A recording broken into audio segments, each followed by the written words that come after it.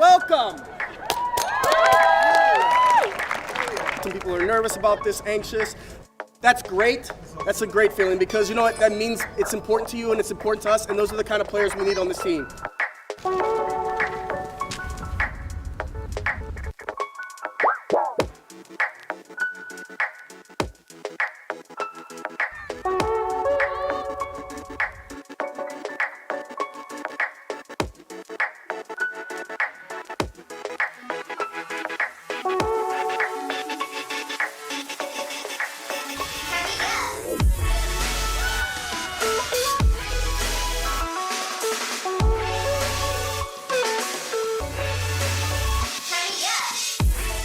This is my first professional women's league tryout. There's great energy here. Everyone's super excited to be here. There's some nerves, but it's like good kind of nerves. You can feel it from your toes to your last hair. It's just that excitement. Es un equipo muy fuerte que me inspira para ser mejor. This community has like so much growing momentum in it, and I just love the camaraderie and the atmosphere that's here right now. A lot of these women are my heroes.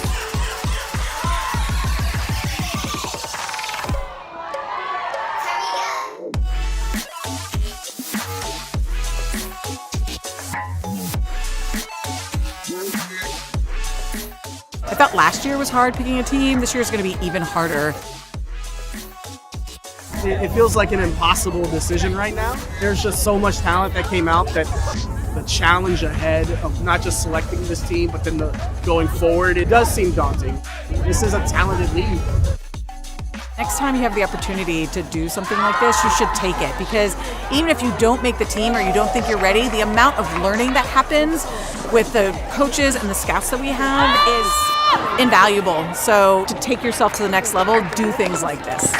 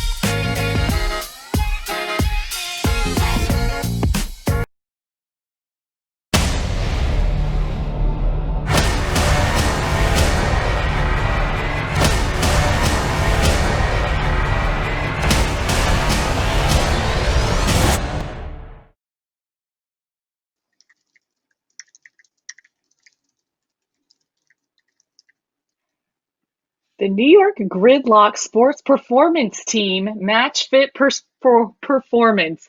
Through the support of Rena and Erwin, our athletes are able to stay connected and healthy through virtual physical therapy and coaching services. If you have specific goals and want an individualized plan, or if you're recovering from an injury and need guidance for getting back to 100%, send an email to team@matchfitperformance.com and tell them we sent you.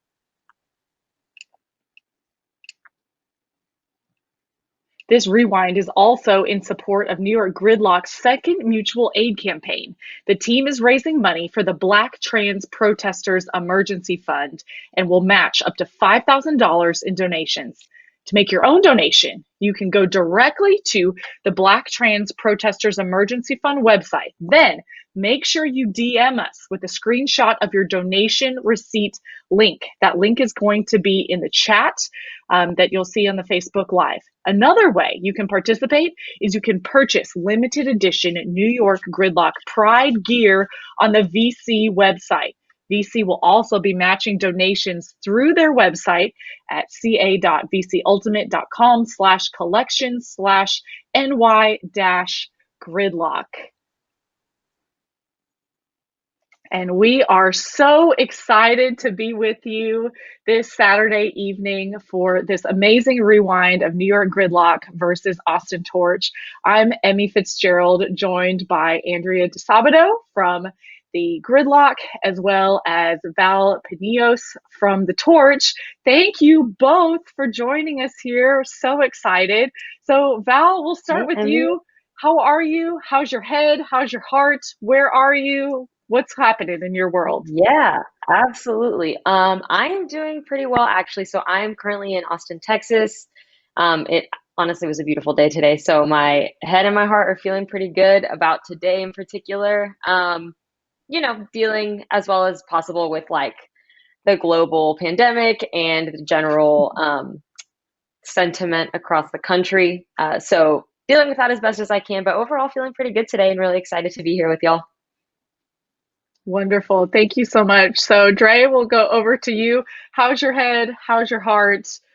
How are you? Where are you? Let us into your world a little bit. Yeah, I'm also doing pretty well. Similar sentiment. Have a lot going on outside of this. This is kind of a nice day here. I got outside a little bit.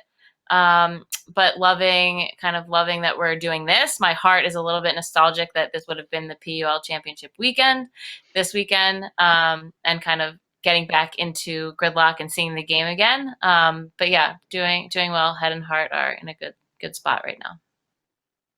I'm so glad. And I think one thing you really touched on that, Dre, that everyone really misses the normal as we speak. And so many, I just can't even think of how many summers have been completely filled with Ultimate, probably, as far Right. back as you can really remember. Absolutely. But we are at such an interesting moment, I think, in the sports history, in our nation's history. And I'm so happy that there is the mutual aid campaign that's going on throughout this. So we talked a little bit about what the Gridlock is doing. Val, I did not want to forget to mention really what the Torch is doing as well. Can you speak on that a little bit? Absolutely. So Torch is also doing sort of a Pride Month fundraiser. The organization that we are going to donate to is an organization called Algo. It's basically a statewide queer POC organization that provides programming for queer people of color around Texas. So you can either, like you said, Emmy, you can either donate directly on the Algo website and then send a screenshot of your donation to @ATX Torch, and that'll enter you in the running to win a prize pack. Or you can go to the VC website and buy one of our Pride Month fundraiser jerseys, which are super cool, and I am very excited to get some. So that is our Pride Month fundraiser. Awesome. Thank you so much for sharing that. And I know in the Facebook chat right now, the links to donate to the Gridlock fundraisers are there. Now make sure for the match, you have to get a screenshot and direct message the Gridlock or the Torch, respectively, wherever it is. And I'm with you, Val. Those Pride jerseys on the VC site are so sick. They're very cool. Incredible. Like, I almost bought a Gridlock one earlier today, but then I'm like, wait, there are other teams too. I'm a little torn, right? I'm in between. Absolutely. But so trying to tell myself I don't need too many more jerseys, but can't help it. Yeah, it's I don't know. I think they just look too nice not to get one. But anyway, so this game took place, I believe, June 1st, 2019. So just a little over a year ago. Let's try and set the stage of what was at stake. Dre, we'll start with you first. I know the Gridlock were coming off of an away game loss, but this was a really important game. How so was it, or how was it so important for them? Yeah, so this was our last game of the regular season, and it was our last home game. The crowd was huge. We were coming off a really tough loss and travel schedule in Raleigh. It was an incredibly hot game. We did not play well. It was just kind of a pretty frustrating loss and travel experience and all of that, but obviously comes with the territory. And then we were really going into this game trying to say, let's really end on a strong note. And this was the last opportunity to play together before playoff weekend. And we needed to win. And there was another game that I think impacted us as well, but we needed to win in order to clinch first place to get to the finals. So big game for us. No big deal, right? Yeah, just a little bit. And then Val, I know before people start watching and they're like, wait, we're looking for Val. We don't see her. You actually weren't able to play in this game. And numbers might have been a little bit of a factor for the Torch coming into it. Where was the team? What was sort of the landscape of the team at that point? Right, absolutely. So, kind of like what Drea said, we also were definitely needing to win this game to get an opportunity to get into championship weekend. We had one, I could be wrong, but I think we had just one more game after the Gridlock game, which was at Raleigh. But yeah, I think this was kind of a big game for us. We were also 2-1 coming into it. And we didn't travel with as many as we intended to travel with. I think we only ended up with 18 at that game, which definitely makes it harder, right? Like there's no, it's just a lot of a longer game than like a club game or anything else that you're used to. So that definitely puts a little bit of strain on the legs and just, like you said, Drea, just traveling and a lot of pressure in the game. So didn't have as many numbers as I think we would have benefited from in hindsight. All right. Well, all of that aside, let's just get to the game. Let's roll it and go straight into it.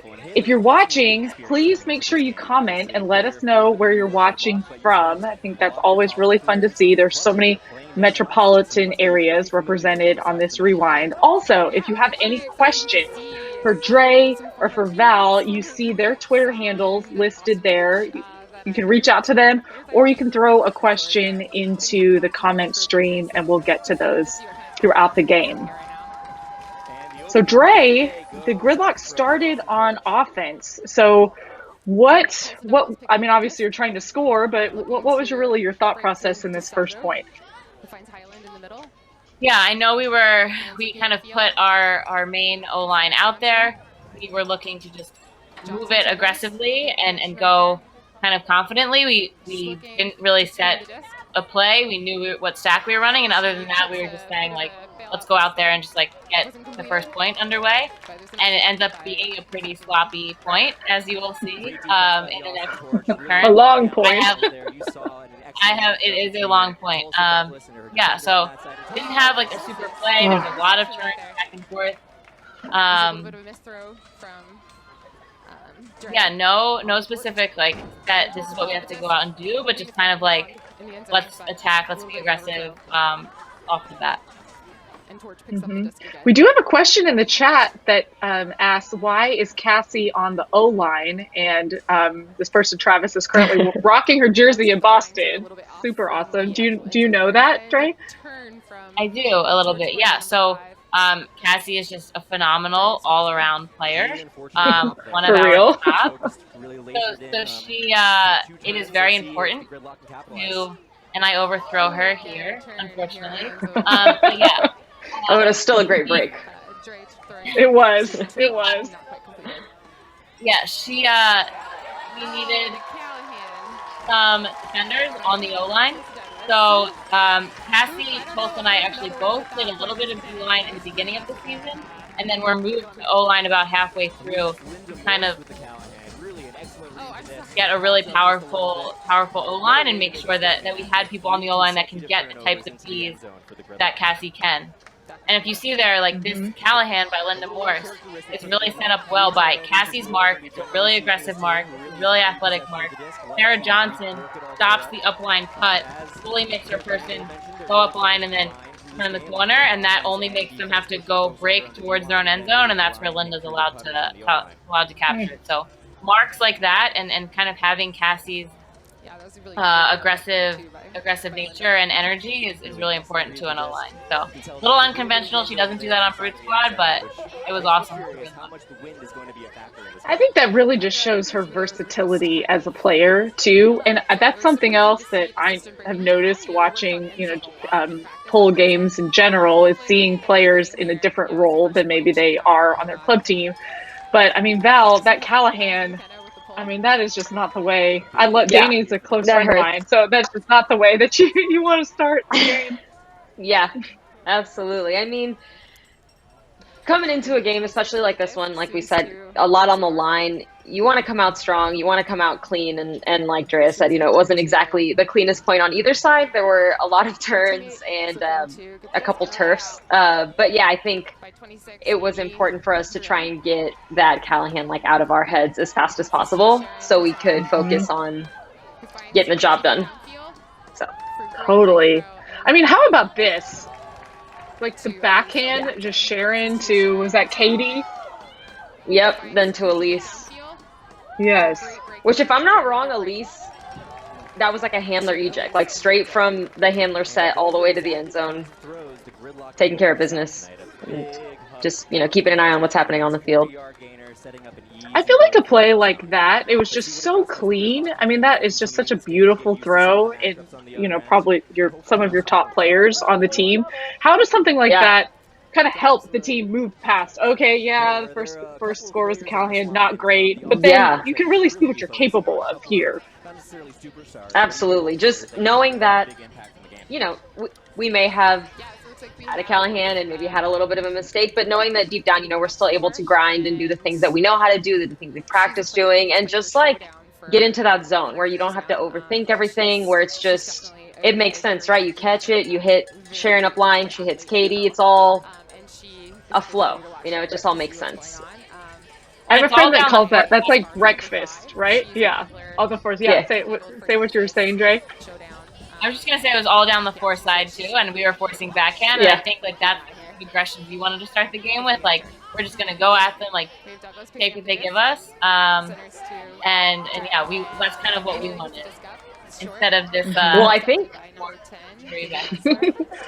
Y'all did a was great this a job pull of that. play here, I Dre? really watched the game. Yep, that was actually a pull play. I was supposed to huck it, and that's why you have Cassie on the O-line right there. So I tried to huck it, obviously floated, not a good throw. Here, we give go a lot, but Cassie, being on the O-line, allows us, when we do have turns, it makes you feel a little more confident that you have such a great defender on the team to have your back and kind of get it back like she did just there. And you'll see here, as she actually is the one who catches the goal, it's just like having her speed and having her ability to distribute is really valuable. Oh no, sorry, it's the next one. I was about to say, I thought you scored here, didn't you? Sorry, it's the next one. But obviously she gets a D there and a really big undercut. So yeah, it's really important to have her there. This is a much better goal line stand. I know I set up really far to the open side so that there is this really long inside window for BCAP to kind of hit me in stride, heading towards the great side. This created so much space. I thought that's what really stood out to me watching that end zone play. That there wasn't somebody else, like another defender, that could come in and poach or something like that.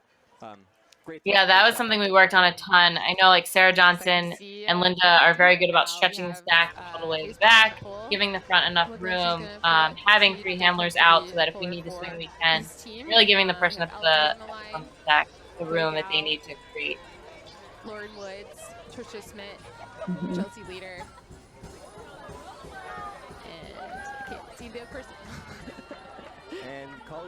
Our D-line is also so strong that, like, having Cassie, yeah, she'd be great there too, but we have so many athletic defenders that we can kind of move people in and out, and there's such a great aggressive group there that this zone D look became, I think, something that was a little bit of a problem for our O-line. Like this, I think, was one of our cleaner offensive zone points, but throughout the game, if we keep an eye on it, y'all really start to like clamp down and just really clog up the middle and made it hard. You made it real hard, for sure. What's going on here with the gridlock? Yeah, I think that they, I mean, you can see so many points where I think the torch, like y'all's offense was beautiful there. However, you can see so many moments where if it was maybe a 1 to 2 An inch. inches difference of where that, yes, then there would have been a D. And I do think that that really speaks to the defense as well.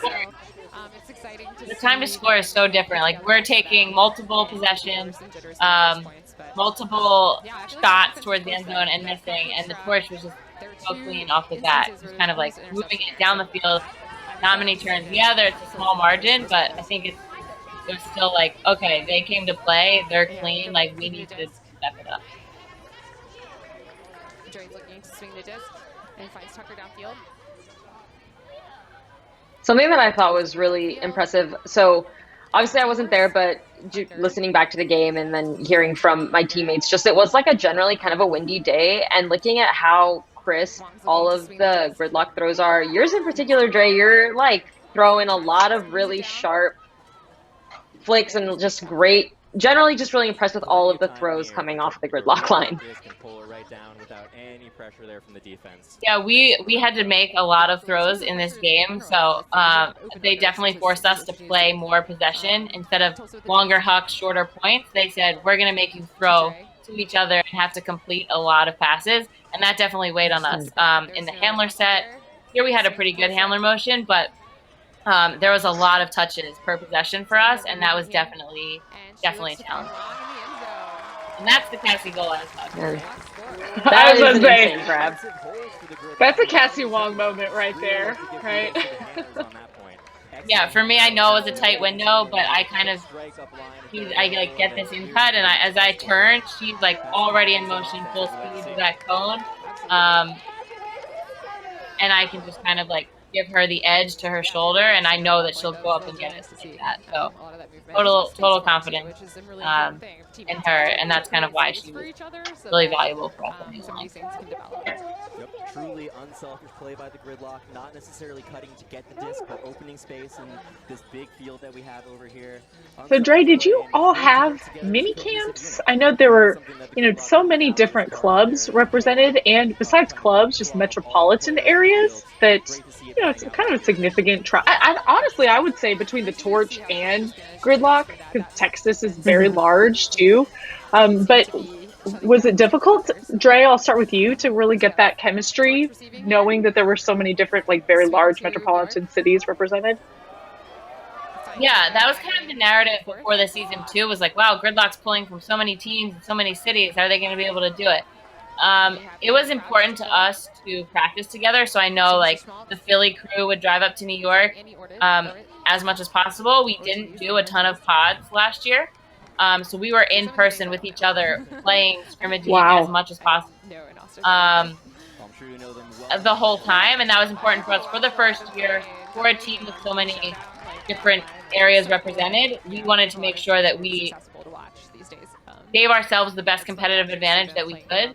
So that meant sometimes every Wednesday we would leave work at 2 or 3 to start the drive to New York, and then come home after midnight, and we would be eating on the road. And I know people from Albany and from other areas were commuting a ton to make it happen and to make it in person, but it was something that we kind of agreed to do so that we could give ourselves the best chance. And I think it really paid off to be able to, yes, the travel was rough sometimes and the commute was brutal, but tons of in-person practice with the full squad was really beneficial. Mm-hmm. That is amazing to hear. That's that people were commuting on a weeknight, 2 hours. That is impressive. Really, really impressive. And you still have your own club programs, AMP, Brute Squad, Bent. I mean, those are no slouch programs as well. And, adding on top of it, I think that you talk about professional sports, right? I mean, that is the level that professional athletes would go to make sure that their performance is up to par. Right, make it happen.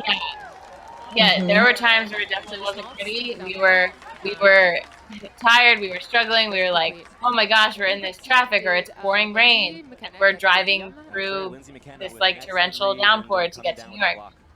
Just kind of a lot of that, but obviously like ends up being worth it. It ended up being a really good experience to kind of like get to practice together with the whole group, and to just kind of have the chance to play pro in general, and to be able to be there. You kind of are willing to make that sacrifice, even though it is rough a lot of days. Yeah, at the moment, isn't that wild? Perspective is everything, right? Like in the moment, you're like, "Gosh, this is so rough," and then now in 2020, we're like, "Oh, if only we could practice on a weeknight, that would be so great." Oh, I know. I would drive. I even to New almost York miss driving. Yeah. Exactly. Seriously. Wait, so Dre, are you not in New York? Did I miss that part? Yeah, no, I'm in Philly. There was like 4 or 5 Philly people last year that played for Gridlock since there was no team around here. So yeah, I live in Philly, That's so and cool. Linda Morris, Sarah Johnson, Lindsay McKenna are all from that area. From this area as well. It's like a little miscommunication down there on the fields. That's awesome. I mean, it looked okay. That line looked okay. But yeah, it definitely looked like it was a little bit of a... Did you all have pods? And Val for the yeah, together? that's I was about to ask the exact same question, Dre. Yeah. So I got lucky, right? So I moved to Austin a little bit over a year ago, but I moved like right when Torch started having weeknight practices. And so if I hadn't moved to Austin, I would have been playing, probably doing, I think, pod practices with players from Houston, which is what ended up happening, right? People in Dallas, people in Houston had their own little pods. But I was fortunate that my move sort of coincided well with the season. So I was doing weeknight practices with Torch, maybe like, I think it was like 3 nights a week. And then we would have mini camp weekends where everybody drove in, but nobody was commuting like from another city on a weeknight. That is still amazing, mind-blowing to me, for sure. Exactly. From another Like, there state. are plenty of people from Houston and Austin that are on the Torch, but it's like, okay, I'll come in for mini camp that you know, Right. wouldn't even consider. That's amazing. Straight up. Really, really cool. So, yeah, we did have a couple of weeknight practices, and then obviously getting the chance to have longer mini camp weekends does a ton for like on-field chemistry, but also just like hanging out with the team, like watching film, getting food after camp, like just generally building sort of that camaraderie off the field too. It was also really like lovely. And really, really fun.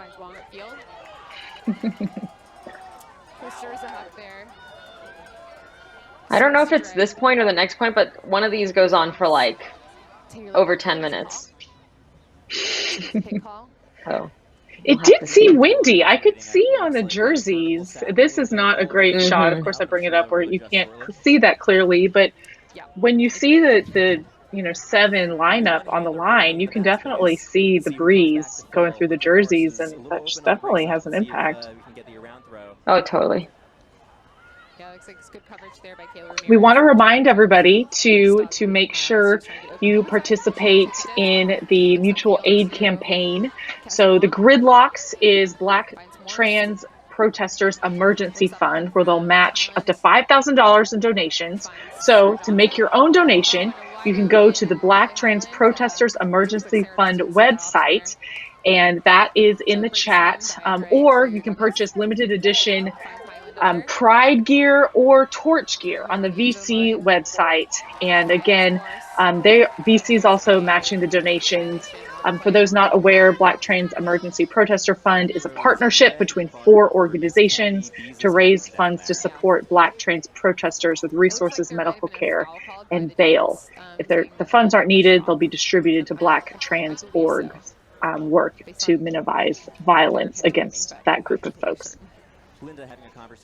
So really amazing causes, and it's a very important intersection between what's happening right now with the Black Lives Matter movement as well as Pride Month, that supporting the trans community should not really even be limited to June, but it is great that we have Pride Month to be able to do that as well. And Val, I think if this isn't the 10-minute point, it's close to it, because this has been going on back and forth.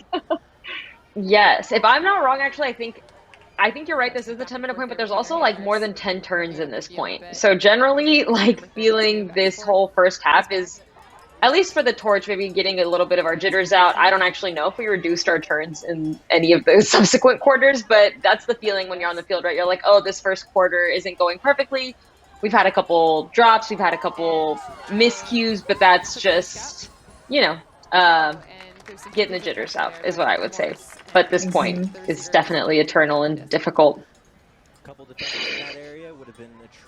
A bunch of goal line turns for yeah, I was just gonna say there's like the midfield stuff was tough, but there's just some stuff on the end zone that probably was a little rushed, a little adrenaline. Yeah. Man, see that dirty? That's a dirty inside flick. Thank you. Yeah, I mean, Linda, it was a great cut by Linda. Like, she gave me that whole window. She comes open kind of hard, side. It was nice to kind of give me a big... Oh yeah, running it back. Thank you, Luke. Yes, let's take another look at that. Love it. Boom. I mean, how do you defend That is also that, a great right? cut. I don't think you can defend that. The throw is just too good. And the like commitment from your teammate's name is Linda, right? Drith, the one who made that cut. Yeah. Yeah, she comes under and like really fully commits. So Marissa, who's the defender, like is trying to protect that under, and then she just peels off for the inside, which is at that point like you've committed. Yeah, it gave us great field position too. Kind of like flashing to the middle with no one near, and then you're holding the disc in the middle of the field. That's kind of exactly where you want Absolutely. To looking to swing back to Bex. Just in the unopen. It's good coverage there on the dump D by Johnson. Bex has a disc. And throws put up. Looks like that was Yeah, I mean, you can really see, talk about that tight handler defense as well, that there were just no other options either. And I think that was smart on Katie to put it the way she did, but I mean, there was just nowhere to go. Yeah, absolutely. Two perfect holds by the Austin Torch thus far with 0 turnovers. And Yeah, there we so go, right? That's, this is the end quarter? of the so end of the first quarter.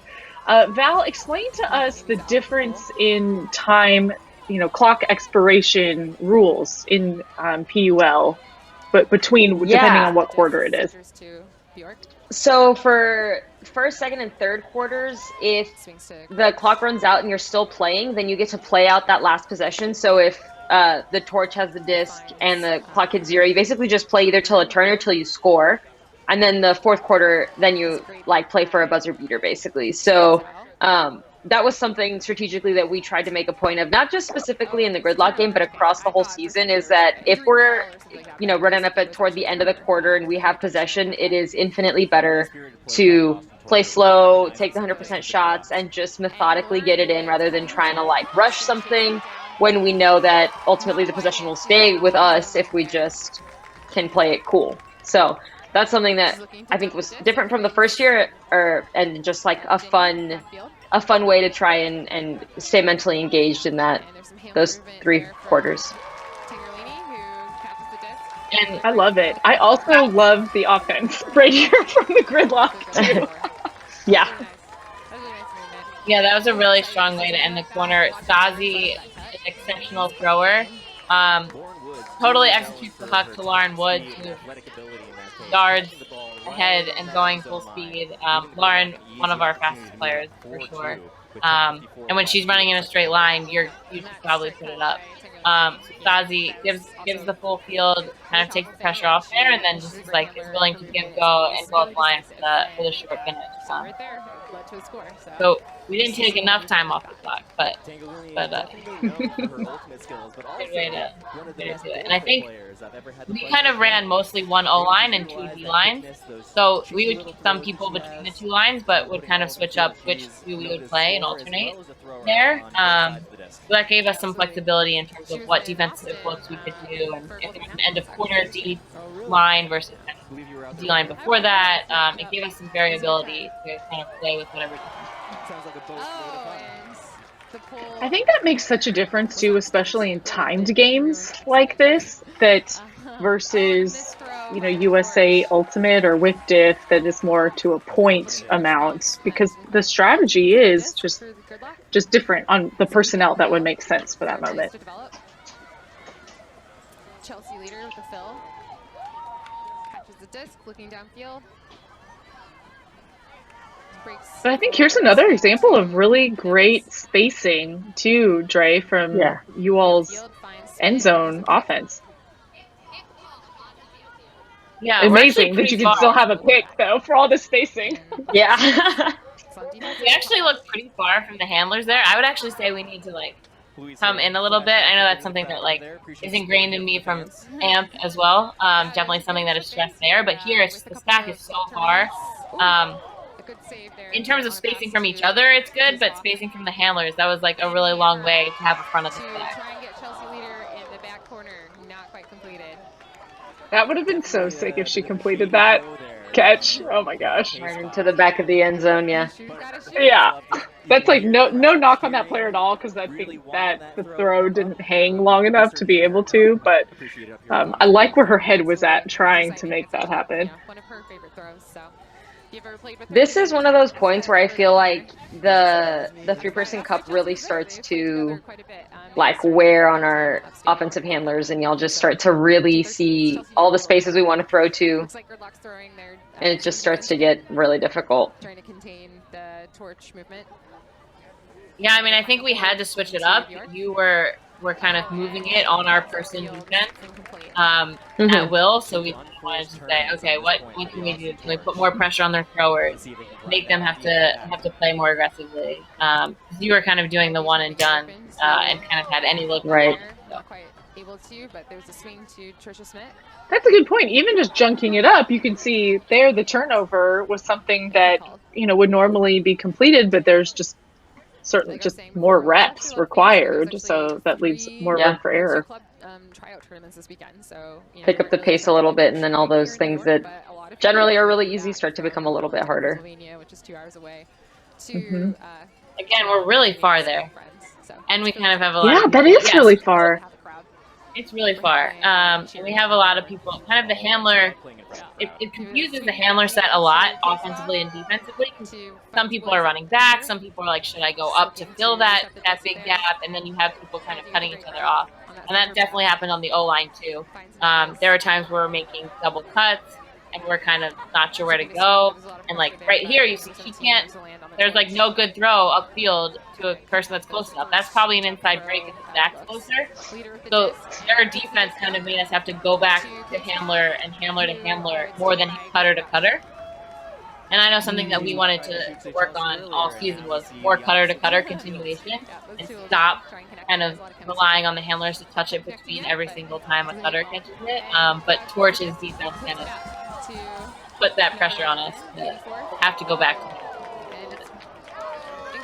This was painful for me. It's like Kara to Katie. Well, Kara went every other after that. So I would say the second time on D in this point, like we cleaned it up a little bit and got a little bit tighter. We're able to generate that D, and then Kara picks it up and goes every other. Beautiful huck to Katie, and it's just, slips through her fingers, which is so painful. That's just never happens, right? That's so uncharacteristic. Ugh. Yeah. But I will say, I do remember, because I remember going through that, and then even here, the turn, but still the field position that you get from it is still favorable. Right. So, okay, yeah, absolutely. Of course you wish that you had completed it, but at least you have, more opportunities to score from a much more favorable field position. Yeah, absolutely. Strategically, Haley, would this be a good time to take a timeout and potentially sub in some new players? I was just selfishly very happy to see Kara Crouch back on the field playing last year. Oh, man. We were all very happy about it, too. Another missed throw from...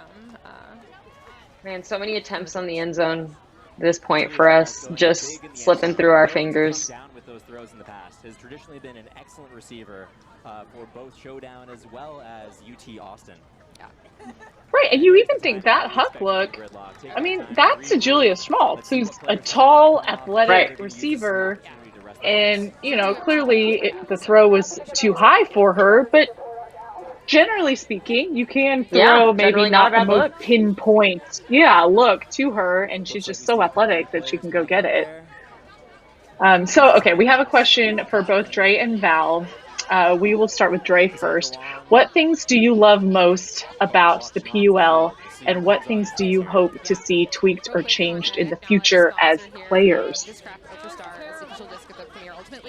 That's a good question. Sure. So I think I loved, I really liked the one game format. I loved the opportunity to play pro, for starters, but that's kind of an obvious one. For me, coming off of playing club for so long and with the same team for so long, playing pro and playing the PUL gave me a unique opportunity to play with different people, play in a different system, kind of shake up what I had done for so many years, and just really valued that opportunity,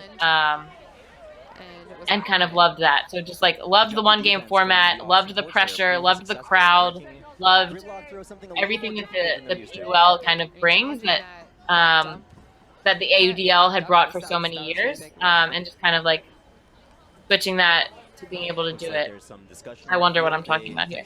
No, I get it. It's an experience. You like the experience that's created versus a tournament that's a little like, okay, yeah, you could come at like 2:35 for a pool play round, but I don't know, versus like this moment. I think that totally makes sense. Yeah. Yeah, I love that. In terms of change, I think being able to kind of work on expanding more teams is awesome, giving more people the opportunity, working on who we're giving that opportunity to, how accessible it is, whether that's like increased money or per game money or how much is being funded in terms of travel that allows people to play. It would be great if it had more backing. Yeah, I don't think I'd change anything directly about like the refs or observers. I think it was fine how it is for now. Maybe eventually, but I'm not too picky about that. Yeah, I think she was a very that's key kind player of for it. University of Texas Melee, and also for Showdown. So Val, what about you? What do you really? Oh, great catch there. This is one of my favorite points of the whole game. Yeah. Right. I love this point. Maybe selfishly, right? My girlfriend, Sharon, number 4 on the torch, was just like one every other. And it's beautiful to see. I love this point. That was gonna and she scored. That was gonna be my comment. How good is Sharon? So this is an aside. I told a friend, Mel Lowe, who played on Showdown a few years ago, and I said, oh, so I'm really excited. I'm doing a rewind with Gridlock and Torch. You know, it should be really good. She goes, so are you saying is it just basically like the Sharon show back and forth? I'm like, it's not just Sharon, but it's a lot of Sharon. Absolutely. I mean, she's so good.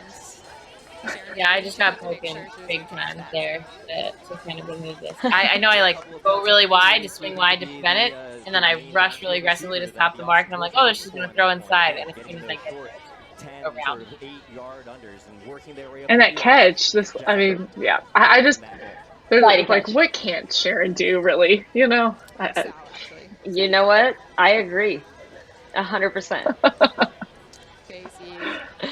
Okay, so Val, we'll go to you. What are the things that you love most about the PUL, and what are some things that you could see might improve it or tweak it or make it better for the future?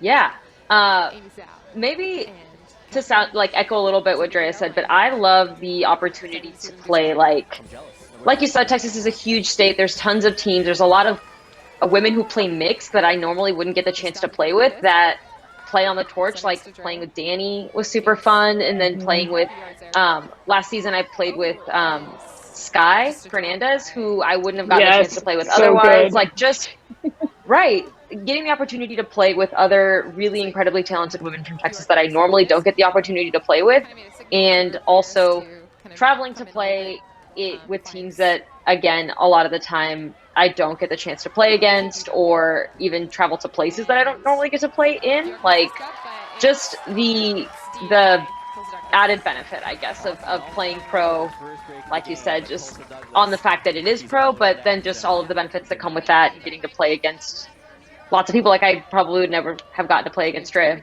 if it hadn't been for the PUL. I guess maybe I didn't play against you last year, but maybe this year we would have. It would have happened. So that's it would have happened eventually. Yeah. So yeah, that's what I really like.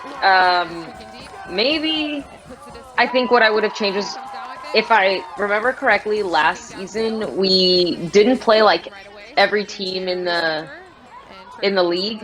So like maybe getting a chance to play more of the teams. That was something I was really looking forward to this year, was playing some of the newer teams, and just meeting newer players. So that would have been really fun. And then like you said, increasing the diversity and the equity in the league, and like making it more accessible, and just turning like an eye internally and figuring out in which ways can we be better, and how can we grow, and what are we doing well. Just, you know, always trying to improve a little by little. Absolutely. I think there's always room to improve. So we are right around 2 minutes in the second quarter. So I definitely want to take the opportunity to shout out the mutual aid campaign. So this rewind is in support of the New York Gridlock's second mutual aid campaign. The team is raising money for the Black Trans Protestors Emergency Fund, and they'll match up to $5,000 in donations. To make your own donation, you can go directly to the Black Trans Protestors Emergency Fund website, which is in the chat here on Facebook. Make sure you DM the Gridlock with a screenshot of your donation receipt so that they can do the match.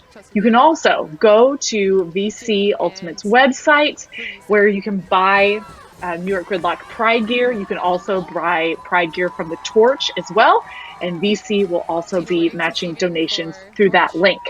The Black Trans Protestors Emergency Fund is a partnership between 4 organizations: Black Trans Femmes in the Arts, Black Trans Travel Fund, For the Girls, and the Okra Project. This partnership is raising funds to support Black trans protesters with resources, medical care, and bail. So make sure you are donating to the cause.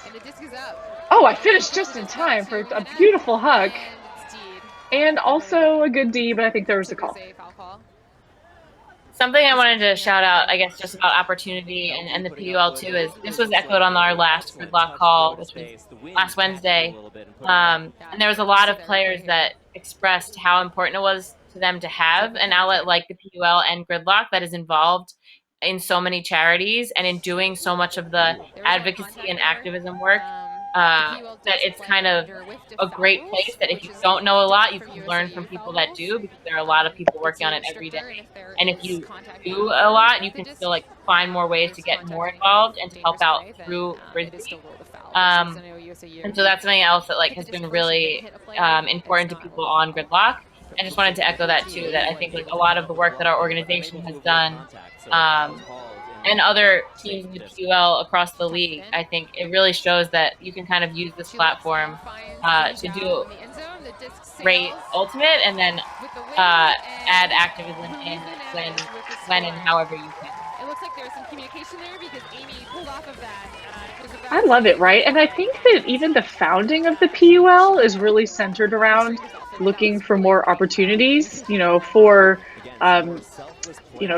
female identifying players, I guess, and women X type players. So in essence, the core of the league is around some sort of activism, right? Seeing a need that there really wasn't a pro outlet for Women X. So let's provide that. And the players are becoming owners to, really become that moment, which is just super cool. So it really makes sense for me personally, as someone who is not playing in the PUL, to then see, all right, will you see another area where, okay, this is a disenfranchised community, we need to step up and be active? Yes, we're going to do it. I mean, I think that's just part of what makes it very cool. We have Zao with the pull.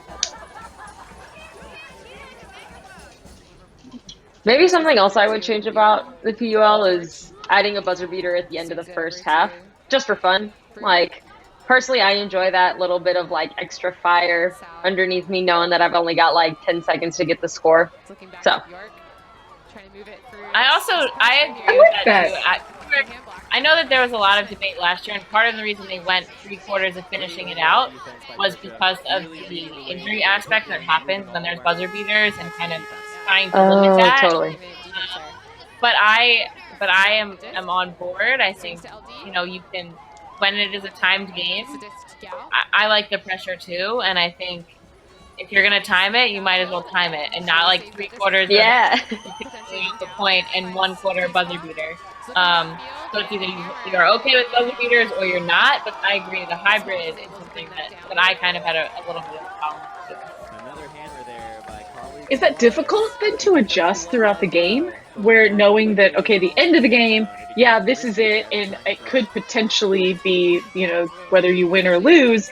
Is it hard to kind of then adjust your brain between playing strategically this way for 3/4 and then switching it over, versus if you could kind of just alternate in your mind of, you know, what we're trying to do? Dre, what do you think? Yeah, I think it's challenging. I think part of it is when you're on the field at the end of the game and you're kind of, or end of the quarter, and you know that you just need to not turn it over. That's different than like rushing to get it before time runs out. It says like, we have 20 minutes where we could just give the disc back and forth right now if we don't turn it over. So it's a different kind of pressure. I think in terms of challenging, it's not that hard to shift from the first 3/4 to the fourth.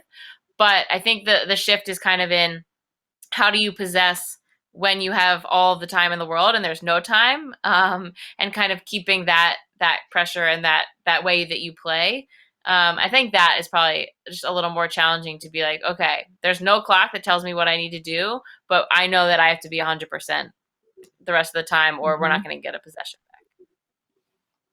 Definitely. So we are at halftime right now, which is why you're seeing our three lovely faces on the screen. So at this moment of the rewind, the Gridlock is up 6-3. So Val, really, you know, the Gridlock did get a Callahan to start the game, you know, not great, but it is within reach. So I know you were not at this particular game, but you've been in scenarios that are very similar this before.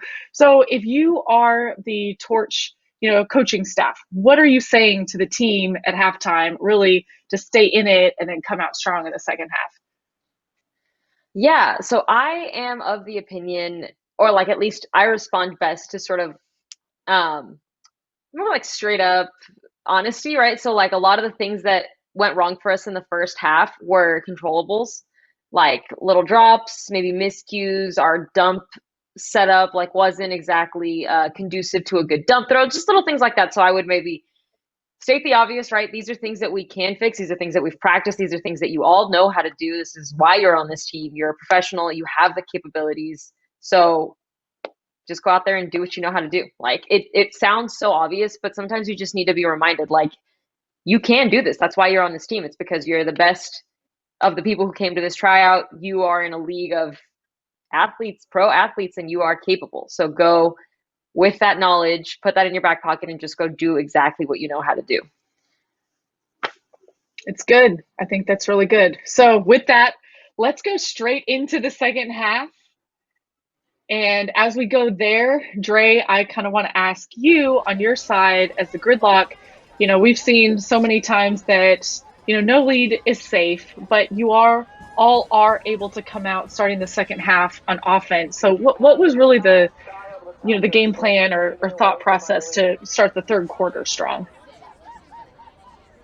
Yeah, I know we kind of talked about we need to kind of really lock it in and clean up what we were doing in the first half, whether that's spacing. I know we talked a lot about the handler movement and having more room for to move and more like talking with our cuts and kind of saying, we're going to go here and we're going to show you that by going 100% and going full speed instead of kind of that. So just kind of staying in control of how we're moving and what we're moving. And obviously had a little turnover right there, but that was something that was important to us. We want the space, and we want to be able to like we're not going to be like, don't screw it up, but that wasn't really, that's like not really useful at that moment. It's just kind of like we need to just run and play and make sure that we are moving our body in a way that communicates to the team exactly what we want. So, That was another moment, I'm going to say, having Cassie O-line defense, playing defense. Oof. Over to Morris. And you can already see So kind good. of I would also there. say- We have a great cut from Linda No, Morris go to for the it. break side.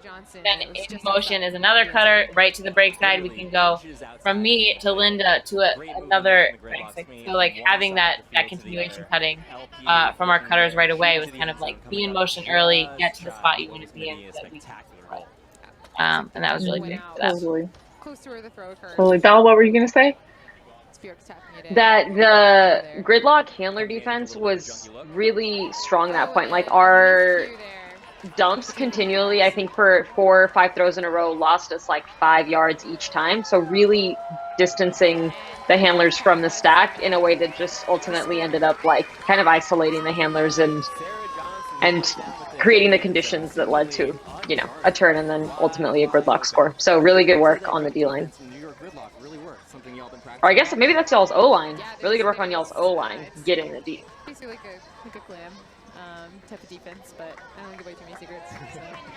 That's the thing. Some teams you see some discomfort when the O-line is having to play defense, and you know it's and sometimes it's the very best teams are like, we never play defense, but here we are, and it just the transition from the turns. You know, you never want turns, but then the transition into that those defensive sets just seem to fall very naturally and smoothly together. Mm-hmm. If they win this game, Gridlock will move to a 3-1 Absolutely. record, not entirely guaranteeing them a spot in the playoffs, putting them one step closer and giving them a very Okay, we had another question in the chat. Dre, we'll go to you first. So someone asked if the season was able to happen this year. Well, I think I will let y'all discuss it, but we'll give Dre the first word. Who would have been the better team? Had there been a rematch, would 2020 Gridlock beat 2020 Torch, or is 2020 Torch, you know, coming back to kind of make a statement? Dre, you go first. Katie fourth in the end zone. Yeah. But I'd have also to go Katie's 20. score. Sorry. Yeah, that's a great broken Kara. body positioning there and making sure that Nevis had no chance of getting that disc, and she scoops it up one-handed. Yeah, I would probably go 2020 Gridlock. Not probably, definitely. And I think that's because, you know, we had a really strong foundation to build off in the first year. And this upcoming year, we gained a ton of talent. And I know, as you can saw in the promo video in the beginning of this video, it kind of said how hard the tryouts were, and our tryouts were super competitive. There was a ton of excitement around the season. We pulled a lot of people, more personally, like close to home for me, from AMP. We had about like 6 or 7 people from Philly this year, instead of kind of the 4 to 5. So I mean, we saw Raha in that video. I mean, no slouch there, right? Yeah, I think we were just kind of really ready to build on last season, and we had more talent coming onto the team with like a similar excitement and energy and work ethic, and how can you go wrong with that? Truth. Okay, well, Val, I know that Dre said, you know, 2020 Gridlock. However, what about the Torch? What would the team have been like this year? Anything but that. I have 100% faith in 2020 Torch's ability to come in and like you said, make a statement for a couple of reasons, right? I think I don't want to give too much away on this game, but it's a replay, so I won't hesitate. At the end, you know, it gets to be kind of a close game. I think there were a couple of pivotal moments in this game where we really hindered ourselves, and I think knowing that, number one, that a lot of the things that led to the outcome of this game were controllables, like that gives me confidence in saying that, like, if we could clean those things up, even with the same team from last year, maybe the outcome would have been different. But then to echo what Drea said, was we had an incredibly competitive tryout this year. We had a lot of influx of like really exciting talent, and just we also got new coaches this season that I was incredibly excited about. So I think the combination of new talent, a new coaching staff, and having like a tighter performance, I would say, Torch. No hesitation. I also, would be remiss during both of these. I think it's kind of hilarious and ironic that when Dre was talking, Katie had this amazing grab in the end zone, and then when Val was talking, Cassie had this, really great high point score as well. So yeah, we definitely want, but it was keeping like us the humble. flip flop of the of the team. I mean, it's pro sports just right in action here. I thought this Torch offense, I just loved this right here. Right down the middle. And that was, so when the score was 3-7, we had just been coming off of like a gridlock 3-point run. So that, I think, could have been a moment for us to maybe lay down and give up a little bit. But it's nice to see that we were able to sort of dial it back in and get back to converting on our offensive points pretty quickly. It's actually a new defensive play that was spent time on in this 2-hour indoor practice that people came to from sitting in awesome. And it's really great to see. Yeah, Val, you were talking about younger talent coming in, and I'm like semi-retired at this point, but played on a mixed team last summer, and we had a player named Abby, and she is just finishing up college. I think she's still in college at a small program at University of Dallas, but homegirl is a beast. Like, she is such a beast. Not afraid to lay out. She has really great throws. I think she's so young that there's plenty of field awareness that she could still learn. And it was the coolest thing because at the end of club season last year, she said, I love the community and the culture of our team, but I so want to get better. I feel like I need to play, in the women's Women X division, and thought, just see and definitely go. The team said go to Torch tryouts. Like the sky is your limit, and it made me so happy that I have some friends who are in the Torch coaching staff who kind of gave me some intel after tryouts that she just absolutely crushed it. But she's so good. She's so good. Yes. And she doesn't even play with a ponytail, so she wears a hat, and her hair is just and terrifying out there. But it's that kind of program and community that I feel like PUL teams can provide younger players to it. So where she doesn't I have no idea what she was going to do for club, right? We have no idea. But knowing that, okay, I can hang there and I can play with the very best women from a mixed team, a women's team, whatever division that might be. Right. And, so good. So good. Yeah, Abby's impressive, for sure. Especially thinking back to what I played when I was in college. That wouldn't have been a possibility for me to come out to a pro tryout. So really impressive.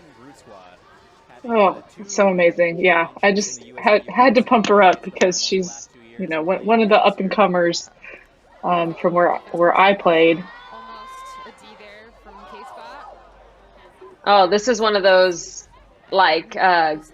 just unfortunate ones, right? Katie gets a great cut, and Elise is one of those people you always want to have the disc in her hands when you're making a deep cut, just over her head. There's actually seems to be an injury call there that Katie on that bid, so she's going to be subbing out. Looks like her feet might have been a little tripped up in that, maybe twisted one of her ankles. Hopefully she's okay, and we'll see her. Val, we were talking earlier, but what do you miss? I was going to ask what you miss most about either the season or PUL or just Ultimate in general right now. Yeah, it's so strange. It's a little bit like you said earlier, Emmy, right? I can't remember the last time that I went a month even without going to a Frisbee practice. So I miss everything really, but I miss just the defense. Gal had to make a few different the structure of like playing with my friends, but also being really challenged and being able to see like, oh, from the start of the season to the end of the season, you know, these are the places where I grew. This was my focus for the season. Just having that sort of framework for growth, because now I'm still working out or whatever, but it doesn't have the same effect when you're just working out for working out instead of working out to like play in the game that is maybe going to get you into the championship weekend. So I miss just the framework of working out with my friends and having that like common goal that we're all striving for and learning and growing together. What about you? Yeah, Dre, what do you miss? I just miss playing in general. I mean, yeah, like you said, like the working out is okay, but when there's like a purpose and there's a practice and there's discipline and there's like, I just get to like compete all the time. Yes. That's what I personally appreciate. Whether that's practice or a game or kind of anything, and I really miss having that outlet and just having that like competitive outlet, that competitive willingness to like use your body, to feel physically tired, to like know that you just kind of like did something. Yeah, I really miss like that feeling. Fully agree with that feeling. Like, oh, I'm come home after a practice completely exhausted, but to be like, I feel so happy about what we just did, like about what I just did as an individual, how hard I worked, what I learned, and then what we did as a team. And Val, this is your junk look right here. You all have like the junk little triangle. I remember when you kind of came out with this. So yeah, this is actually our first like junky zone look, and I think our front three were doing a pretty good job of containing up until I think it's right here. You guys are about to break through. Yep. And that, I mean, you know, it's not bad to have Jules back there, but that's not a bad look. And that's something that we think about a lot when we have this zone look or that junky look, is to keep in mind like what's happening down the sideline and to have the back two adjusting sort of as a creating like an angled line in the back wherever it is necessary to be like shorter if the threat is going to be like a short up line, or keeping an eye on the huck if that's going to be what might be coming up. On the swing there on the break. Centers back to Kaplan. Finds Tucker. Finds Morris downfield. I feel also like this point is a great example of how y'all's handlers spacing is really good. Like you, even just in that moment, actually, look, you want to throw it back like 15 seconds, maybe we can run that back. But watching how you sort of come up, yeah, this is great. Well, perfect. Just here you are on the sideline, right? You see that she gets there and you're like, all right, I'm going to clear out of this, but you still check over your shoulder to see if she's trying to hit that around so you can get that swing up the other side, which I think is just really intelligent movement. Thank you for one. That's funny. I was actually looking at that. I was like, oh, she like cut to the same spot as me. Why is she like running right through my lane? So it's funny to be like, wow, that was a great adjustment. And I was like, oh, like right there, I'm like, what are you doing? Like, why did you just run literally in front of me? I'm standing here.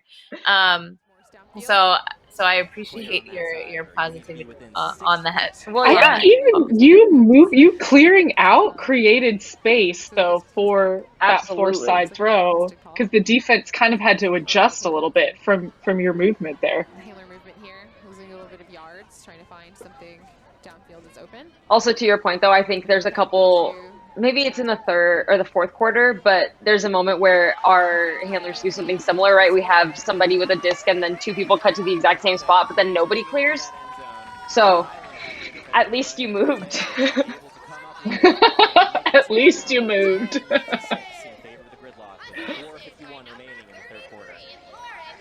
Let's talk a little bit about offensive and defensive lines for the Gridlock. I know they were looking to mix it up a little bit. Is there a way that the Gridlock tend to think about? Yeah, Kelly Highland and kind of like all of our receivers there have just been like really great to have. I know like she plays for Space Heater and had played Bent in New York before that. And having just like a really athletic cutter kind of making those plays, and also a great defender and a bit of a like has a huge huck but can kind of really amazing cutter. Just like having a lot of players like that, and like Linda Morris, who is just gonna like attack the end zone full speed every time. It really made like the handler movement and the handler kind of shifting and frustrations a lot better, because you're kind of like looking downfield and you're like, okay, I know I have reliable people here that are going to go aggressively. So if we can work this handler stuff out, we would be really gold. This is a point where Kara comes from the far side, just makes a huge cut right here, gets it under, and then immediately puts it up to Sharon. I feel like 9 out of 10 times that Kara has the disc, it's in the next 2 points, or in the next 2 throws, it's a score. There she is right there, throws it back to Annie, comes out deep, pulls her defender, and then comes under for Amy's flick, and all the while Sharon is setting up the deeper cut. The timing is just so beautiful, too. Yep. I mean, because Sharon really needed to close in on that throw, but Kara, the throw was already going where Sharon was going to go, right? Exactly. Yeah. That is just so elite right there. The more I think about that question, right, like what do I like most about playing pro or playing Torch? I think, like, selfishly, the idea that Kara Crouch would come out of retirement to play on the pro team, and that I would have the benefit of playing with her when she was from like an older generation of Frisbee players in Texas, and I never would have had the chance to play with her had it not been for Torch. So I'll add that to something that I love about playing pro, is getting the chance to play with people like Kara. Seriously, just legendary. Tina, too. Tina Woodings. Yeah. I mean, I think, she's so good, maybe not as well known, on a national scale as Kara, but when I was watching this game, the commentators were really talking about Tina's pulls, and I mean, I think Tina has some of the best pulls in the game, and absolutely. She was like living in Germany at some point, and then came over and said, "Okay, no, I'll play Torch this year." Like, just super cool. I feel lucky also Tina gave us another season on Showdown, which I got to play with her, so I get double the Tina. Fast enough to intercept the disc. Finds Johnson for a swing. Swings to Kaplan, who finds Dre inside. I loved that too, Dre, where you catch it in the middle and then your immediate first continue is just so quick there on that break side. So good. Yeah, it was. I mean, Sarah's timing is great there. To kind of like, I'm catching it in motion inside, and I know that if I'm like, she's already coming towards me. We really had like really well set up cuts and well timed cuts from everyone down. Amazingly, she's been playing this entire game, going every other on the handler position, hitting the arounds, the insides, the big shots. She's really got all the throws. Absolutely. Looks like a timeout called by Torch. Okay, at a timeout, I feel like this is a... Go ahead. Let's see what players. Oh, I was going to say that we, like, in the PUL, you can switch out your whole line on a timeout. So this is one of those points where we went ahead and switched our entire. Well, it was a sort of half O, half D line. Switched to another half O, half D line. Oh yeah, what do y'all think about that? Do you think that's something that should be adopted across the board in Ultimate? Val, since you mentioned it, we'll start with you. Do you like that from a strategy perspective?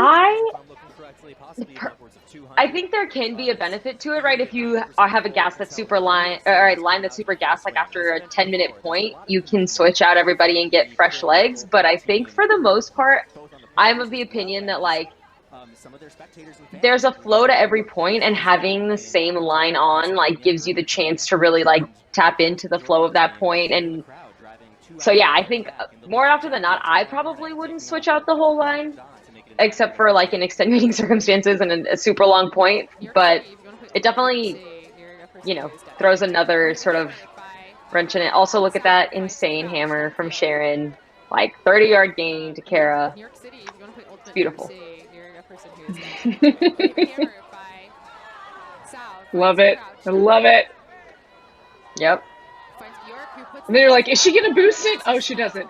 Oh, but Elise is going to boost it. Okay. That's straight just heartbreaking. to the drought. See, just little things this game that really just not in our favor, but our own fault. It never happens. I think that was generally the sentiment after this game, was that a lot of people were like, that might have been like my worst game all season. And you're like, well, if it happens to 10 of us at the same time, like, there's only so much you can do then. Right. Yeah, I mean, in basketball, people say some games the shots just aren't falling, right? Or others, right? It's March Madness, and this Cinderella underdog team, everything, no matter where it is, the shots just fall, and then that's what happens. And right. But you see, right, like, Julia, not being able to make the catch there. It is what it is. Right, exactly. D attempt, but not quite. We have Schmaltz put the disc up to Sal. But that was a pretty great throw she had there too. So yeah, make it up for a little bit. This is that scenario. Luke, will you go back 10 seconds? This is a scenario where our dump movement is not great. Elise is set up in the dump. Well, when Elise gets it. I'll walk y'all through that. Yeah, so Kara's got it. Elise is set up in the dump, but then we have Amy come back, and all that ends up happening there is we have not enough space and way too many defenders for that dump to be as effective as it could have been, I think.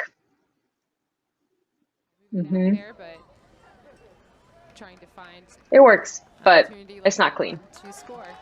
Just because it worked doesn't mean it was right. Right. That's like a coach's mantra, probably.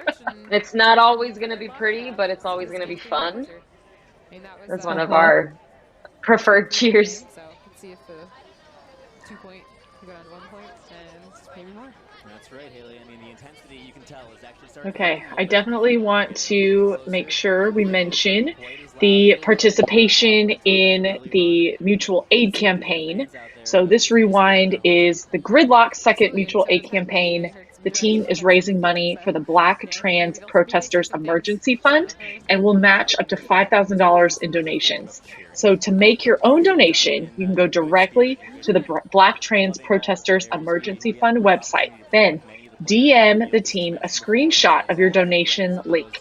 The links are in the Facebook chat. You can also purchase a limited edition New York Gridlock Pride gear jersey or an Austin Torch Pride gear jersey on the VC Ultimate website, and VC will be matching donations through their website as well. Esparza with the pull for Torch. And that throw bobbling up a little bit in the wind. Yeah, definitely looks like it's picked up a bit on some of these hucks. They've kind of sailed in odd ways. Douglas. So Dre, you all, at this point, there's right around a minute left in the third quarter. You're on offense. We talked about clock management here. Are you trying to go as fast as you can or do a little bit of possession control? More possession control. We were never kind of like, let's just puck this full field and kind of get that. We were more possession focused. Definitely trying to possess it down the field and kind of do what we could. Since it's still the third quarter, we had all the time in the world. Another great defensive effort here by the Austin Torch. And still kind of rushed.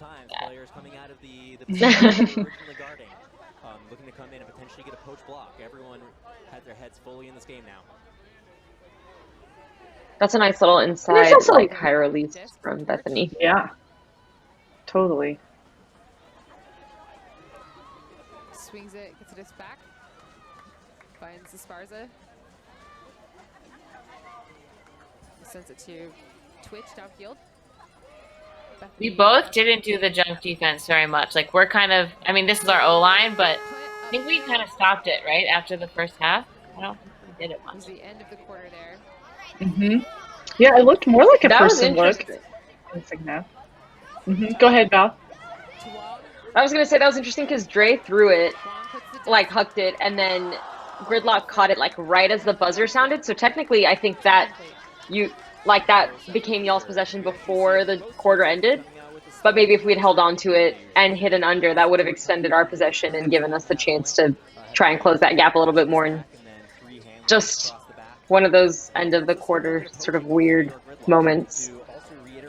I don't think we ever felt pace, like, especially not now at 10-8. Like, I don't think we were like, oh, we can just kind of like chill. We went like, we're going to play this main. Oh, like we definitely, I remember personally not, and like none of the huddles were like, oh, let's just, finish this game out. It was like, we need to be on top of it. Getting to commentate for friends, so it was a great time. And with friends. Is there anything I'll ask both of you? Oh, yes. Fine. So does the crowd at these games, are they counting down to help with that? Or does sometimes the crowd, because I know in, like in Dallas at the Roughnecks games, if the other team has the disc, the crowd will count a couple seconds too fast to make the opposing team, rush in a little bit and mess it up. Does the crowd help y'all at your respective home games with the countdown? Val, we'll start with you. I can't really remember, but I would say that probably they do, because why not? Might as well. Adds a little bit of excitement, even if it doesn't end like with the fourth quarter buzzer beater. It still sort of builds that anticipation and excitement for the end of the quarter, which if I were in the crowd, I would want to do. Yeah, I didn't hear that much from any crowds. I think it was just like a ton of cheering, a ton of great noise. No like taunting antics yet.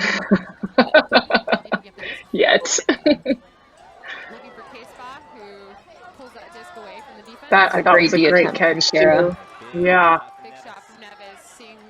Yeah, so Louisa is a great thrower, and like I said, Lauren Woods, number 22 there. I said if she is running in a straight line, whether someone's even with her, she does a step, either way, even if she's behind, so fast Put in a it straight up. line and can around with anything. And just has like a nose for the end zone and for going. Also, such a good and read, right? Katie's right on her back. A great receiver. Yeah, definitely used to receiving under pressure, and is just like totally calm and focused in those top moments where she needs to make a play. It's remarkable to me, even in slow motion, you can see her reflexes, that even just her arm reaching out sooner. In slow motion, that's probably just split second between her and Katie. But even her read from there, from a full body position, and then reaching out her arm to get that disc, I think that ended up being the play of the game, because it was so athletic through traffic there.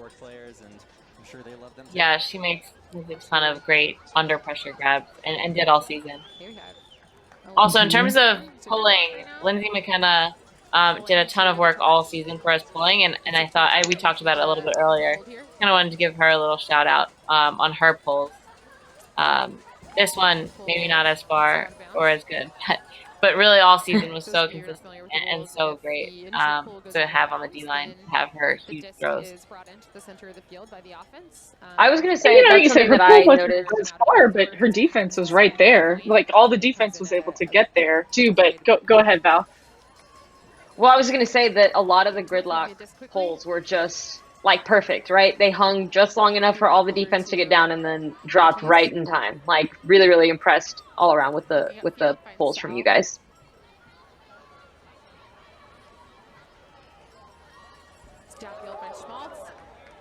It's a great bid by Lindsay McKenna, trying to get that D. Not quite though. Into the room with the disc, looks downfield. Finds Sal again. I loved that. It was like the bobble kind of bounce to catch from Sharon. Sal's looking for a hammer. And then a quick hammer to Annie. Ortiz with the disc. And wide open Kara in the end zone. I feel like if there's a lot of people I guess you don't want to leave open in the end zone, but if there's anybody, is Kara, like just completely unguarded in the back of the end zone, is a threat for sure. I actually really like that end zone possession from you all. Like, it's a hammer. It's like a high stall hammer that someone has to make a play on, right on the goal line. Like, gives it a second, sees someone at the back wide open. It's not, how it's designed. It's definitely not how it was drawn up. But tons of like creativity, tons of making plays, tons of being like, I need to read the field and the game. And that's something that I know I personally value a lot as a player, is not always having it prescribed, or when it is prescribed and still breaks down, being able to come up with creative ways to get out of it. And I thought that possession there represented like how well you all do that. Is like probably not your first look, probably not what anyone told anyone Your fourth to do, look, but even. yeah, but you need to have the game sense to get out of it yourself, and you can't have a coach or a play save you. And those are some of my favorite plays and possessions, always. So true. Excellent puller. So true. Learned she's run my pull practice before. We have Kaplan with the disc. Swings to Dre. I like that play. Tulsa clearing immediately from the center handler spot. Yeah. And then Dre, I think you're filling in. Back to Dre. Looking downfield. Yeah, it was great to work with Tulsa. Just kind of so calm and patient, and just kind of. I think we both had a really good dynamic where it was like, we're willing to clear, we're willing to work out, we're willing to take the touches, kind of willing to do, and work like really well off of each other in a balanced way. Oh, we up to Highland, but it's incomplete. A lot of defensive pressure coming here from the Austin Torch. Absolutely. Woodings with the disc. She puts it upfield. Something else cool about this game was someone had reached out to the Gridlock ownership, and this was we had the New York Times reporters at this game. And there was an article in the New York Times with pictures and a whole article. Oh yeah, in the New York Times, yeah, specifically based off of this game. And Gridlock had like a full feature, which was really cool. I knew that y'all had that feature. I didn't realize it was related to this game because I haven't, read that since last year. That's so awesome. Yeah, this was the only game where they came to take pictures and where they did some interviews and talk to us.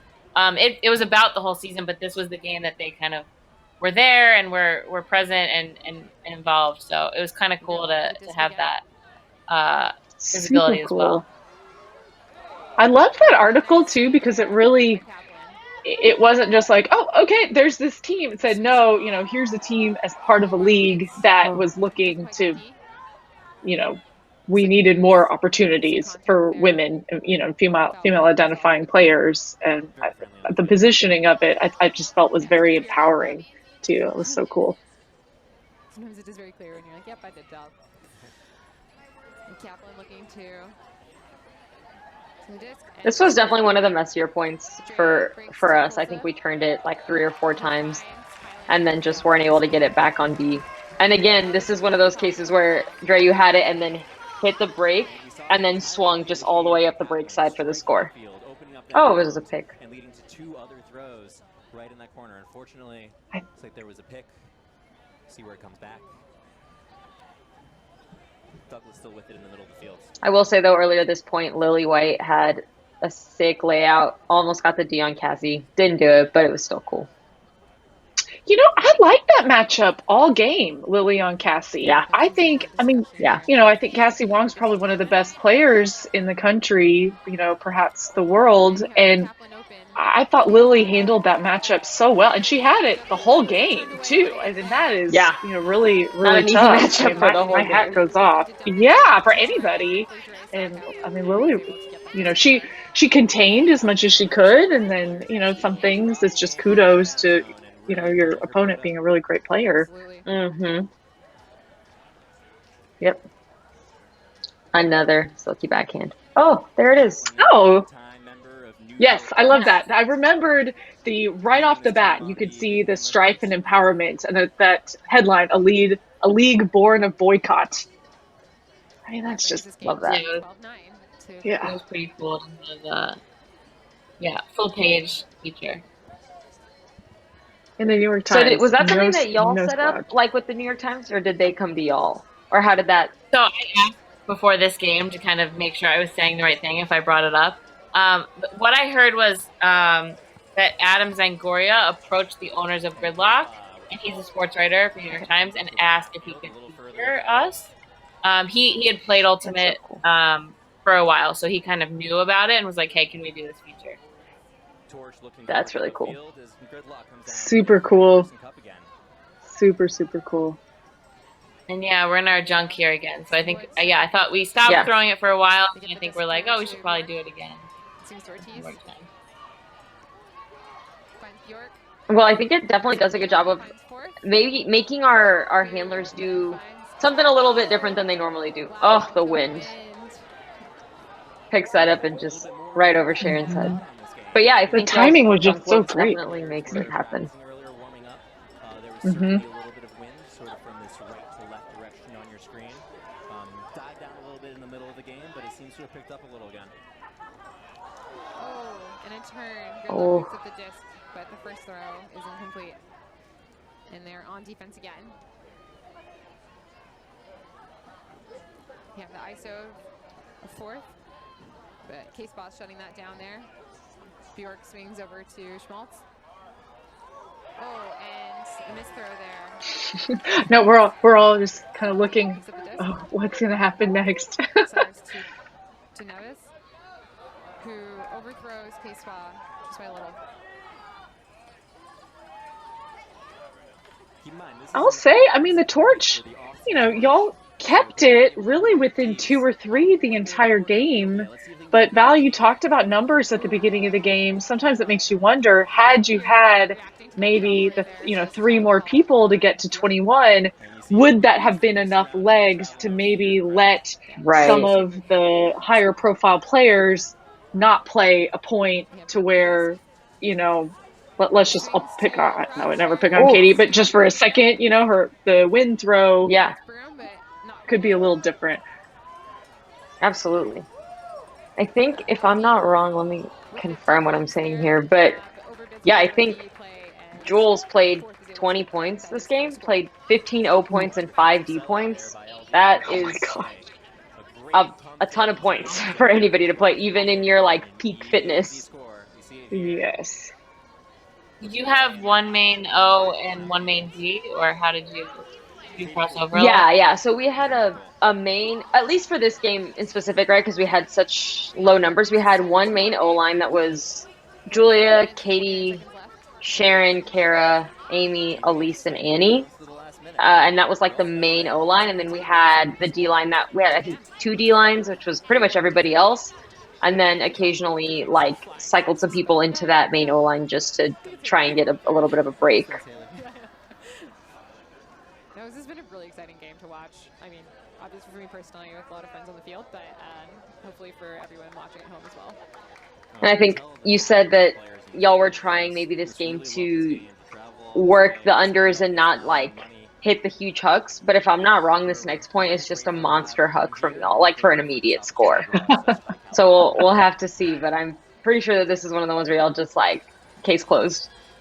Quick score. Yeah, I mean, I think it was definitely not like, this is what we're going to do, try and huck it and get goals fast, but certainly something we wanted to do, and we wanted to kind of have some smaller possessions, some shorter possessions at the time. But.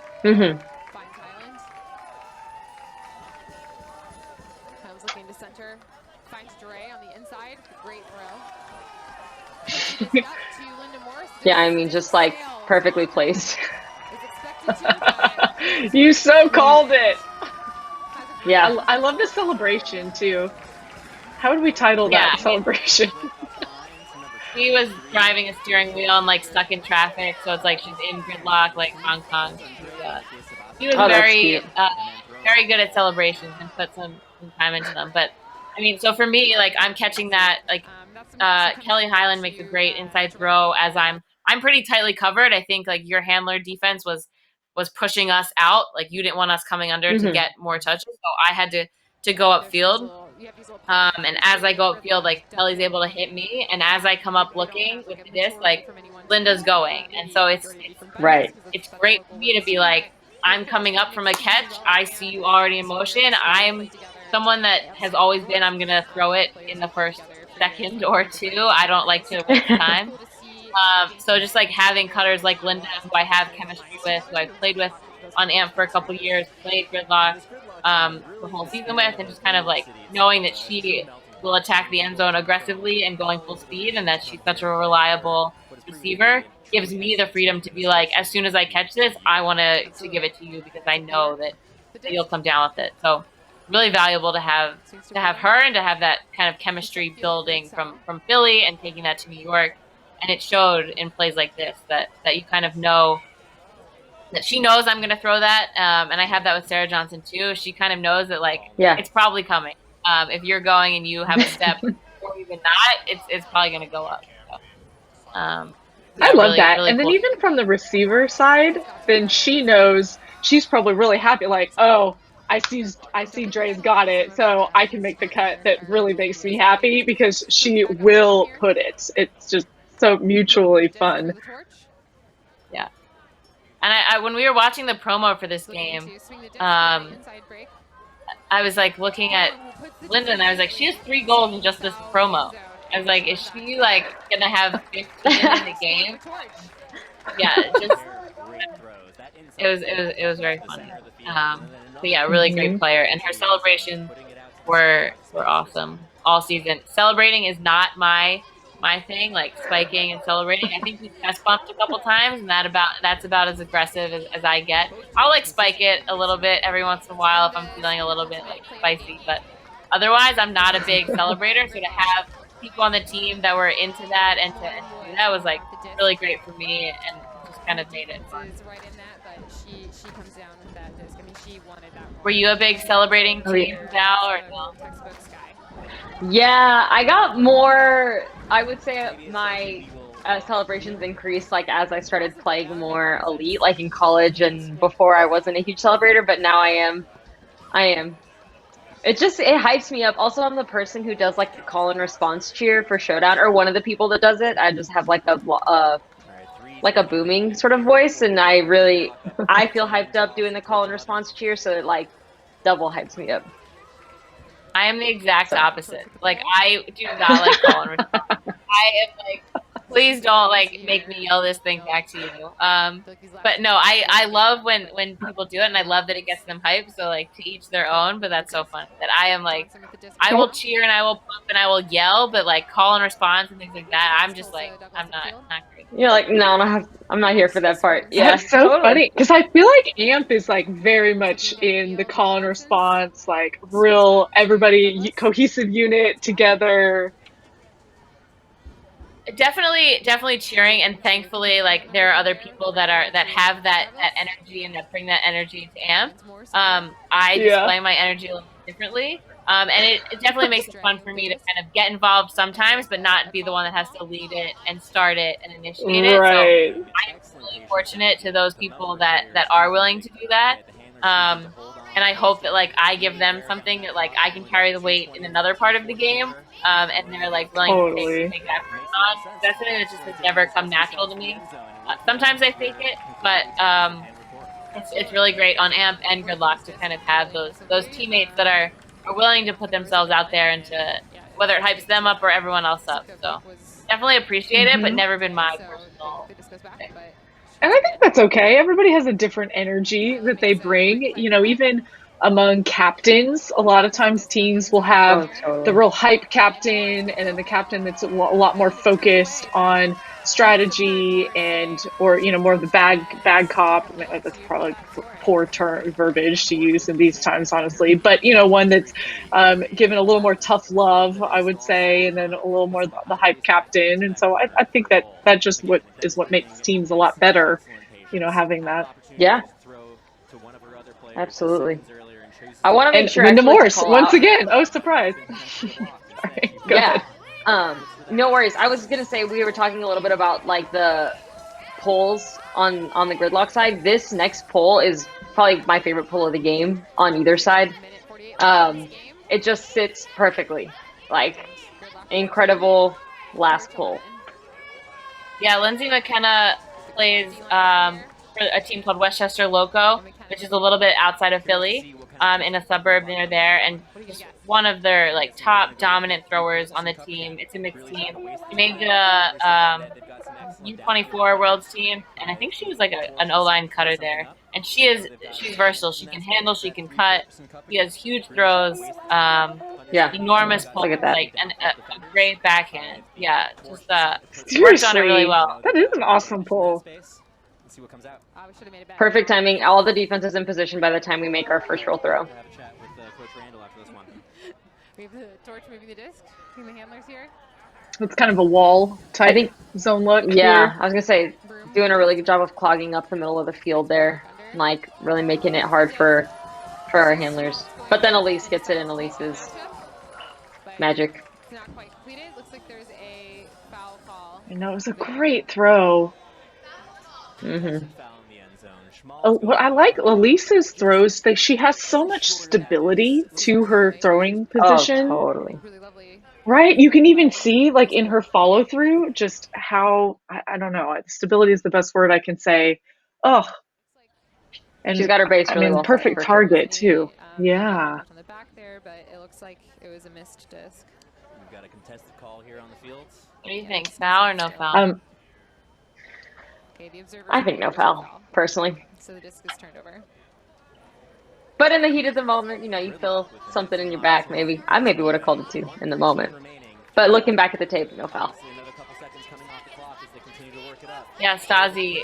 We're also, from the chat, 2 of our observers came in from Canada, too. Sorry to interrupt, Dre, but kind of interesting tidbit, but go on. Yeah, that's cool. I know we were kind of struggling to find observers for every game, so that's kind of cool that we had all over. It's like a double D. So did that bounce off of her leg? It hit Amy's finger and then off of Elise's leg, I think.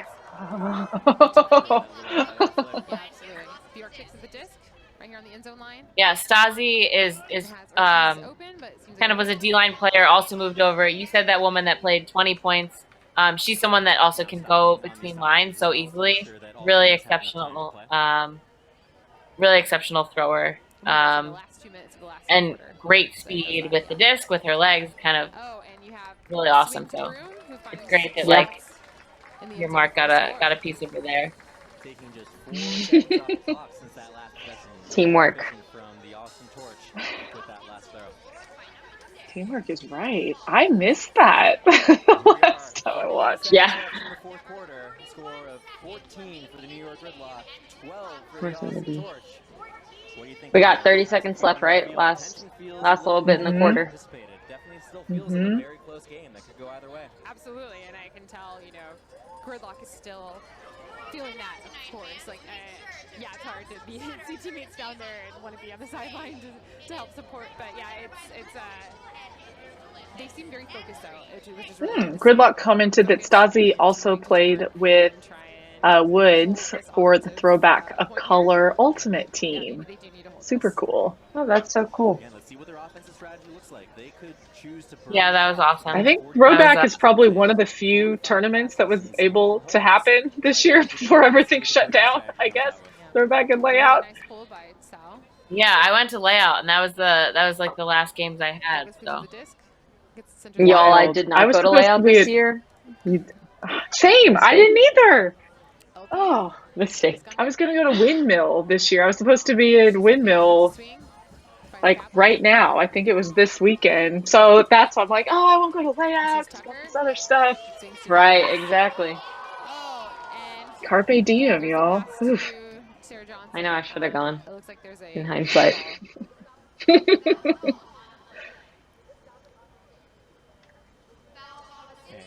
Foul call retracted there. Yeah. It's great spirit there.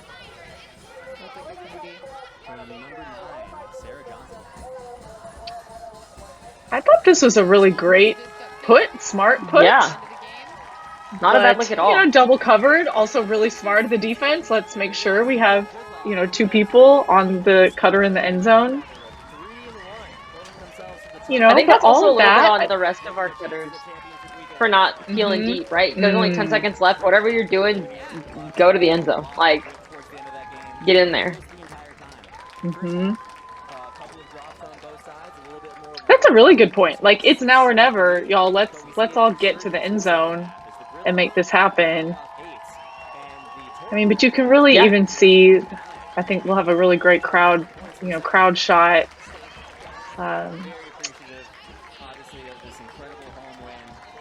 But I think, these types of moments probably really sum up what the pro experience is for y'all, right? I mean, a standing ovation after a game, and that's just super cool.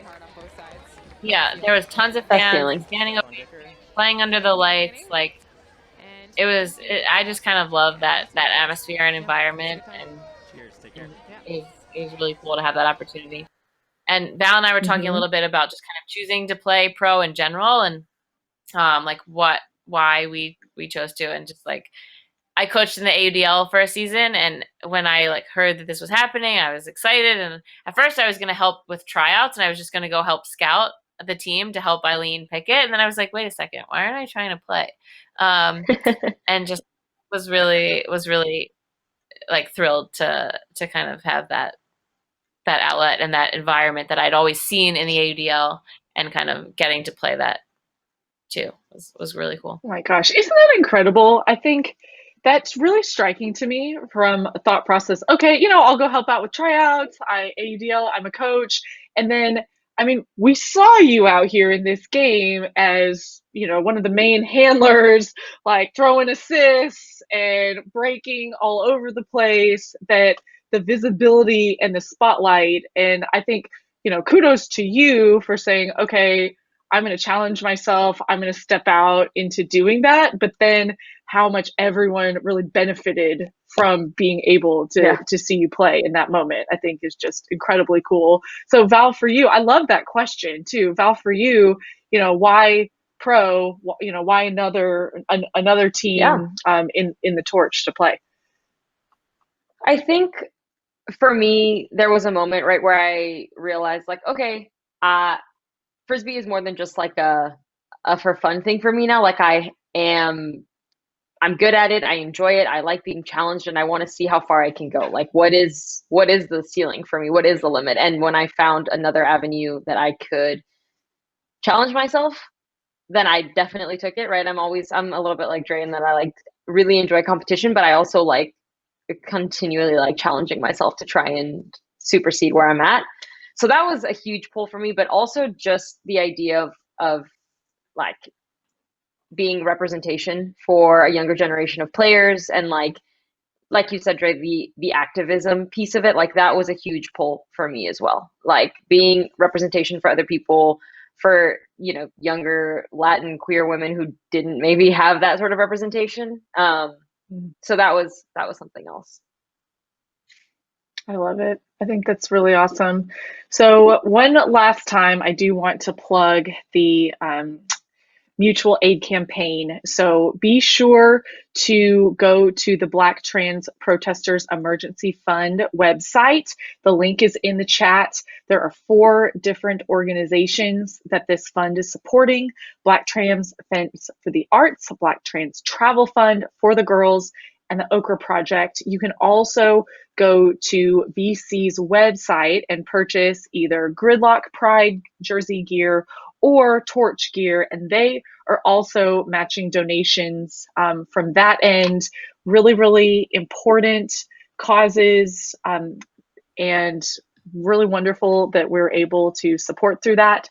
So another question that I have really enjoyed asking everybody on the rewinds that I've done, and also I'm so thrilled that I was able to do this one, but what was that moment? Dre, we'll start with you first. What was that moment when Ultimate really became more than a hobby and became more of a lifelong passion? Like somewhere you're going to drive leave work early and drive 2 hours on a weekday to go play a 2-hour practice. Do you have a certain moment for you where that happened? Yeah, it's interesting, because I'm someone that is kind of like, if I'm going to do something, I'm going to do it all in. And I think like playing my first year of club, so my brother had played, and I like played a summer league and played a Wildwood tournament, and then playing club in 2010, my first year of AMP, I got hooked immediately. In terms of, I was coming off of like playing a college sport.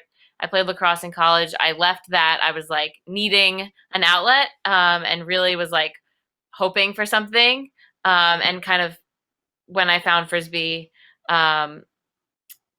it immediately, like, I jumped right in. So I was like, this isn't just like a hobby. Like, if I can play on this club team that travels and that Do has it. these amazing people and is like became my friends in a really quick amount of time, I'm gonna like go all in, and it's not just gonna be a hobby for me. And then I ended up going to kind of, because I didn't play Frisbee in college, I was kind of behind everyone who had.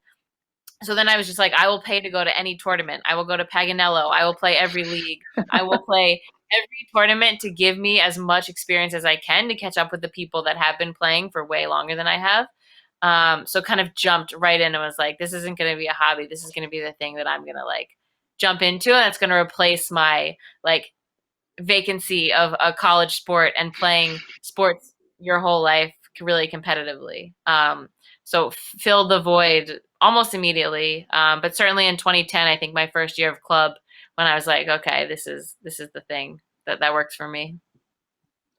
That's awesome. And then I think having, pro now, pro athlete seasons, national championships, like it's probably very cool to then see all of those years of hard work and some of the fruits of that labor happening through there.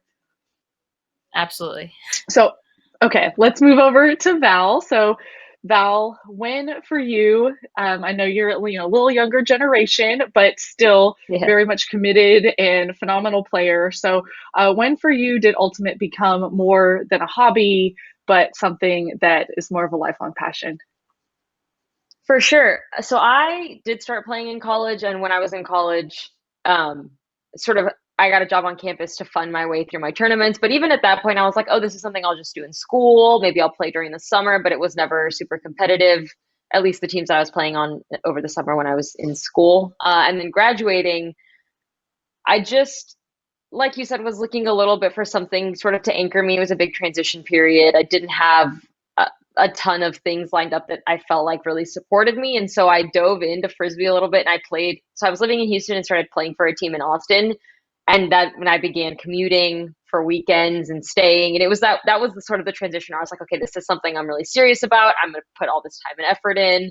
I'm going to spend my money and spend my time and then, continue to build this community that is now like, all my best friends and pretty much like the center of my life is Frisbee, and almost all the people I care about I have found through this avenue. So I think the transition between college and post-grad life was really when I doubled down. I think that's awesome. And I think when you really touched on the activism that you love within the PUL, when you see, okay, these are causes and issues that are important to me, and then I'm able to participate in this, for something that will be for the greater good around all of these people that I spend a lot of time with and I care about a lot. It does just speak to the culture of Ultimate. And, do we have a ways to go between inclusion and diversity? Yes, 100% we do. But I know for me personally, I feel hopeful that the spirit and the culture of Ultimate will foster that kind of growth and change. And I think even something like tonight, showing some phenomenal, professional, women ex-athletes like kicking butt on the field, like these are steps that keep moving that needle forward. So I want to thank you both. Thank you so much, Andrea DeSabato and Val Pinillos, for joining us on this rewind. I'm really here as a guest of the Gridlock as well. So I'm very, very thankful for that opportunity. And, we'll sign off now, and just stay tuned to the Gridlock social media for any upcoming content and opportunities to really get involved. Also Torch as well, Gridlock and Torch with any opportunities they have. So thank you both. Thanks. It was Thank fun. you so Thanks much. for having me. It was a pleasure.